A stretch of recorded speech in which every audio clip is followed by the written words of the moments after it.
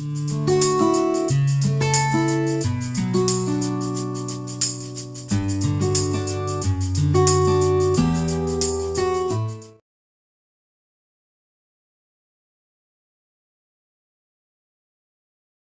back. In the previous session, we started the principles of casting. In that, three major steps we discussed. That is pattern making, core making, and mold making. Now let us continue with the remaining steps. The next step in the casting manufacturing process is melting, pouring, and solidification. So whatever the mold cavity prepared in the mold making process, now that should be filled with the molten metal in order to get the desired components. For that, this melting, pouring, solidification process you can see. That is, melting is simply achieving the high melting temperature of the metal in order to convert the solid into liquid state. Then the liquid molten metal will be poured into the molten metal with the help of ladles. So ladles are used to pour the molten metal into the mold cavity.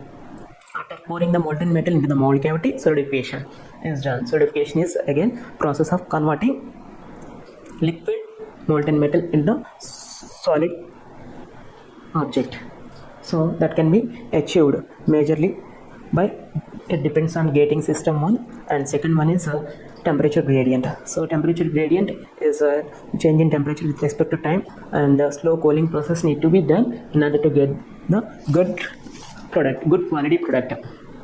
That can be taken by the chills and padding. Chills and padding are the components that help to get the directional solidification of the component of the process in order to get the components.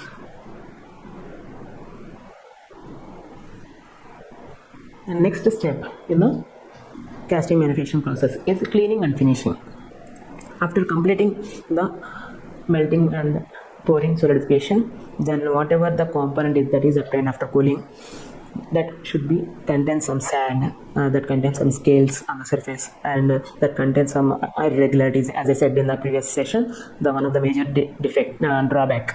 one of the major drawback in the casting manufacturing process is whatever the components you obtain through casting manufacturing process are rough in nature. That is, irregularities you can see on the surface of the components. So that should be removed with the help of grinding machine. See here, you can see the grinding machine. Whatever the component that is obtained through casting, in order to remove the irregularities on the surface, grinding machine is used to remove the material to get the smooth surface finish.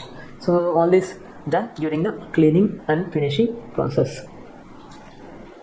So after cleaning and finishing, you will get the desired component of required size and shape. So what are the disadvantages of this casting manufacturing process? So one of the advantages, few of the advantages we will discuss. One is first, internal cavities and hollow portions of simply to cast in the metal casting process. As I said, with the help of extra support like core is helpful to produce this internal cavities, hollow portions and the objects. Second one is complex shapes can be created through metal casting. So whatever the complexity is, there is no matter during casting manufacturing process. It is simple to produce such complex shapes. Next one, the majority of metals can be cast. Plenty of variety of metals can be produced. That is either aluminum or cast iron or steels. Okay, various kind of metals can be produced with the help of casting manufacturing process. Metallic components, various metallic components can be obtained using casting manufacturing process, and casting is less expensive for medium large quantities than alternative manufacturing process. That means it is very useful for larger quantities or medium type of quantities. Whenever you want to produce some 10,000 components or for 50,000 components, it is the best suitable. Casting manufacturing is best suitable. For small components, it is not suitable because the cost per quantity will be higher. Whenever you are going for large quantities, per quantity the cost will be reduced. That's why it is best suitable for the medium as well as large quantity. Now the next one is one piece of mold hollow for the production of substantial components. So whenever you prepare one mold cavity, you can use that mold cavity to produce plenty of components. That may be either 10,000 components you are able to produce with a single mold cavity. And let us look at the disadvantages. The casting process is labor intensive process. It is a casting is a labor intensive process. It involves a lot of human labor. The second one is the possibility of different casting defects. Now we are going to look at the various casting defects. So there is a possibility of plenty of defects. That is another major disadvantage, and we have already seen that we need to provide allowances to the pattern. That is another disadvantage. So let us see the defects. Just now we have understand that various defects occur in the casting manufacturing process. Let us look at a few of them. The first one is blowholes. Blowholes are the defects that occur because of the trapping of the gases inside the mold cavity. If the gases are trapped inside the mold cavity, so the blowholes casting defect occur. So in order to avoid that, as I said in earlier session, these vent holes need to be provided. These vent holes are need to be provided in order to avoid that blowholes. So whenever you are pouring the molten metal that is at a very high temperature into the mold cavity, so inside the mold cavity there is air which contains oxygen. So in the molten metal, if it is a cast iron and steel, obviously it contains carbon. So carbon reacts with oxygen that produce carbon dioxide, carbon monoxide. These gases if trapped inside, then blowholes, that is in the surface holes, will be produced. Okay, along with the component, there is a possibility of holes occur on the surface of the object. In order to avoid that, you have to provide the vent holes. So you can use the vent rod. The tool is called vent rod, is used to provide the vent holes that help to escape the gases from the mold cavity, so that you can avoid that blowholes casting defect.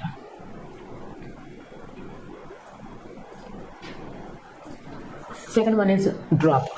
Drop is another casting defect that occurs whenever if any slice of sand is dropped on the mold cavity while preparing the mold making process. If any sand is dropped on the mold cavity, that make the impression on the surface. So in order to avoid that, proper ramming should be done. The drop defect is occur if ramming is not properly done. There is a weak zone occur. Because of that weak zone, there is a possibility of drop of the sand on the mold cavity that leads to the poor strength of the object. And third one is shrinkage. Shrinkage we already discussed while discussing about the pattern elements. Shrinkage elements I provided aside. So that is one of the casting defect, because during the solidification process, metal get contracts and volume reduction takes place. That is the shrinkage. And the fourth one is cold shed. Cold shed is nothing but whenever, for example, if this is the mold cavity, the molten metal is reaching the mold cavity from different paths, not a single path, from different paths. If the mold cavity is reaching the from the different paths, the molten metal is reaching the mold cavity. So whenever it reaches the mold cavity and it is completely filled with the mold cavity, during the solidification process, there is a possibility of improper fusion.